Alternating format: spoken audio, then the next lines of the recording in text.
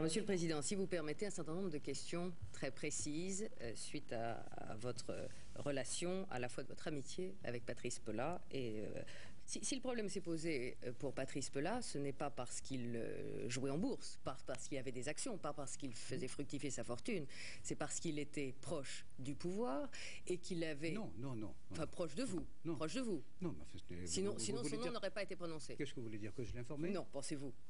Personne ne l'a dit. Personne ne l'a dit. Bon, seulement. Pourquoi le laisser entendre maintenant? Non, mais je ne le laisse pas entendre. Je dis que Patrice Pela était... Je serais d'ailleurs plus difficilement, car je ne savais pas moi-même.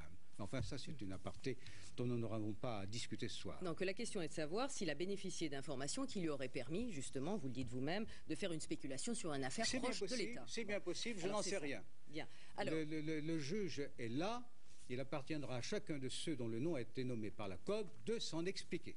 Alors, question parfaitement indiscrète, vous me le pardonnerez, mais comme vos amitiés sont publiques et elles sont publiquement commentées, est-ce que vous le voyez toujours et est-ce que vous êtes toujours l'ami de Patrice Pela?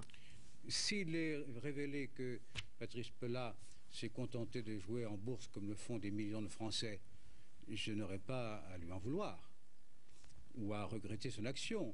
S'il se révèle avoir commis une faute, dans le cadre de mes fonctions, j'estimerais que je ne peux pas préserver la même qualité d'amitié que celle que j'ai connue pendant si longtemps. Et dans l'intervalle, c'est-à-dire pour l'instant, depuis la révélation de cette affaire? Pour l'instant, il suffit d'avoir un peu de décence. Vous parliez tout à l'heure de ce que la presse a appelé vos fréquentations et la sélection que vous faisiez de vos amitiés. Alors, le délit d'amitié pour les Français n'existe pas. À 62%, ils ont répondu que ça n'existait pas. Qu'est-ce qui ira me reprocher d'avoir connu un garçon courageux et digne d'affection? Certes, mais en 1940. Élargissons le problème. Est-ce que la fonction de président de la République implique une certaine contrainte, des contraintes dans le choix de ses amis ou des contraintes de ses amis dans le fait d'être l'ami du président? Que fais-je d'autre? Me voit-on dans des salons? Me voit-on dans des réunions mondaines? Me voit-on sortir dans des milieux qui ne seraient pas dignes d'être vus par le président de la République?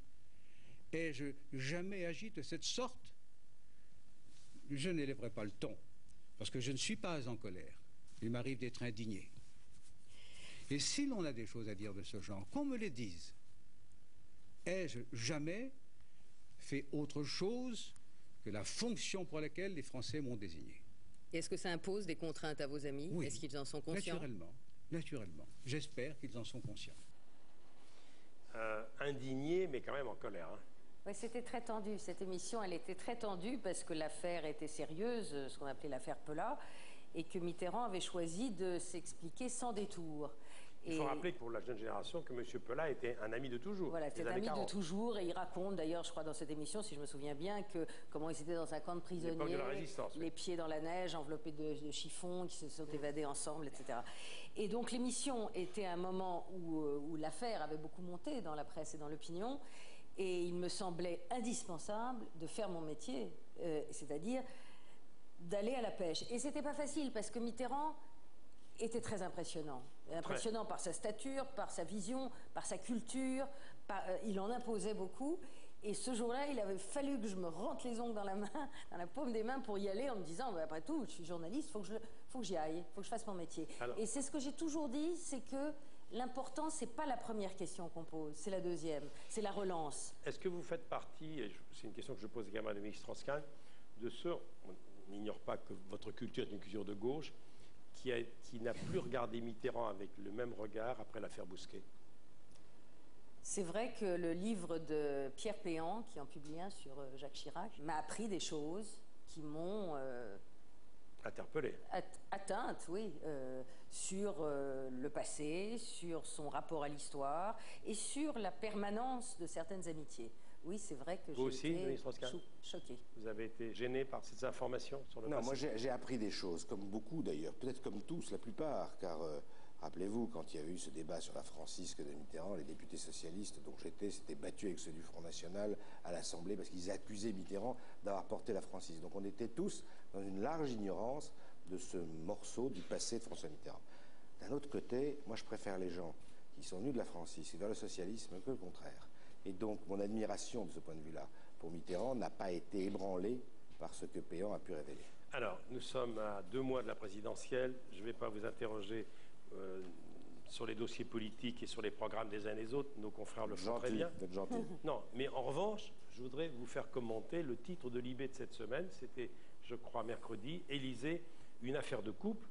On voit M. Sarkozy et Cécilia, surtout l'important de Cécilia. On voit Ségolène Royal avec François Hollande. Plus tard, on voit Bill Clinton, conseiller à plein temps d'Hillary Clinton. Qu'est-ce que vous pensez de ce titre, que l'Élysée, c'est une affaire de couple? Moi, je pense que c'est absolument inexact et en tout cas que ce n'est pas souhaitable. Je pense qu'on élit un homme. On l'a assez dit, la présidentielle, c'est la rencontre d'un homme ou d'une femme. Il faut toujours pondérer, faire attention. Un homme et une femme et le pays. Et c'est vrai. On n'élit pas dans ses bagages sa femme, son chien, pardon pour Olga, oui. Sa femme, son Olga chien, a renoncé à se présenter. Ses petits-enfants, etc. C'est pas un paquet cadeau, la présidence de la République. On élit un homme ou une femme avec ses choix de gouvernement. Le reste, c'est pas indifférent de savoir avec qui il vit. Ah non, c'est pas indifférent. Mais c'est pas essentiel. Et d'ailleurs, tous ceux qui ont exercé cette fonction-là aujourd'hui ont eu des femmes qui ont joué des rôles différents.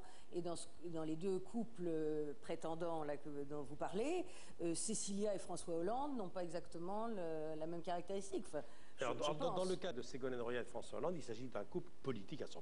Oui. L'un d'entre eux est premier secrétaire du PS, quand même. Oui, c'est pour ça que c'est moins troublant, moins choquant que ça peut l'être dans d'autres cas. Moi, je partage absolument l'opinion d'Anne.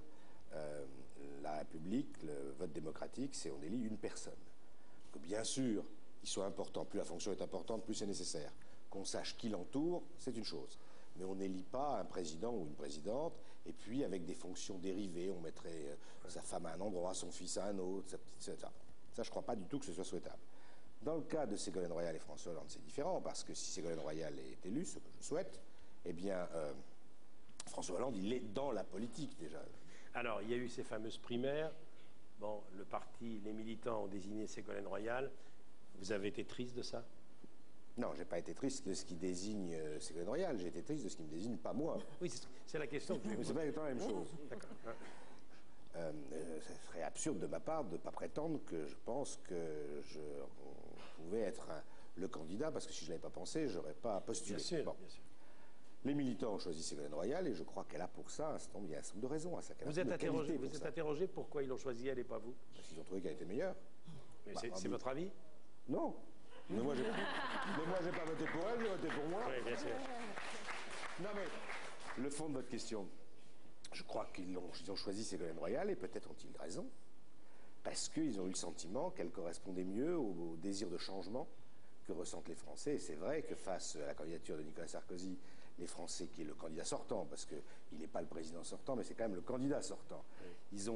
Les Français ont besoin que ça change, ils le ressentent, on l'entend dans toutes les discussions, dans tous les débats, et je pense que beaucoup de mes camarades socialistes ont eu l'impression, peut-être juste, encore une fois on le verra à l'arrivée, que Ségolène Royal représentait mieux ce changement. D'abord, elle le dit elle-même, parce que c'est une femme, ça c'est un sacré changement quand même, si une femme est élue à la présidence de la République, oui. Et puis pour d'autres raisons, qu'elle était plus extérieure, plus différente. C'est votre avis, Anne?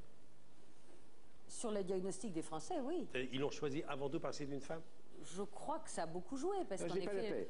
Oui, Michel, j'ai pas dit avant tout parce que c'est une femme. J'ai dit avant tout parce qu'elle représentait mieux la nouveauté. Et un des éléments de cette nouveauté, oui, c'est d'être une femme. C'est pas le seul. Je veux pas réduire la candidature et la novation de Ségolène Royal au fait que c'est une femme. Mais ça a joué. Alors je vous pose une question maintenant plus précise.